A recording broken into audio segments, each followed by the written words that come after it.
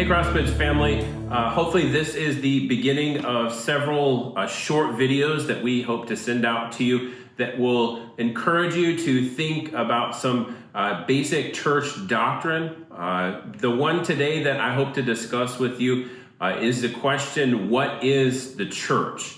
Now, the church, we would say, exists in two forms. One is the church universal, which is the church made up of all believers. All believers over all time are considered the church, because the church isn't actually a building. The church is the people.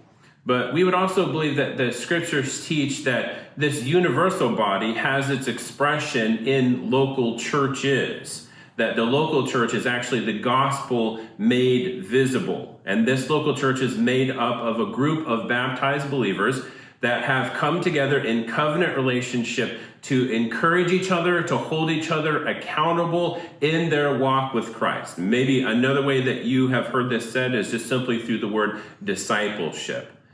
One of the things that we want to encourage you to consider too is that as we gather together as this local body in covenant relationship, we want you to consider that the way in which we gather should have a specific ebb and flow and feel to it in accordance with the scripture. So in our gatherings, the way in which we go about doing this process of discipleship is through gospel singing, gospel preaching, and the observance of the ordinances, which is baptism and the Lord's Supper. Now, here's a few passages that I would encourage you to read and consider in terms of these main points that I've made today. Consider Matthew chapter 28, verses 16 through 20. What does he call the early church fathers, the apostles, to do in this process of being commissioned by Christ? In Mark chapter 10, verses 12 through 22, that is the installation of the Lord's Supper. What is happening in that passage? How is that given to the church?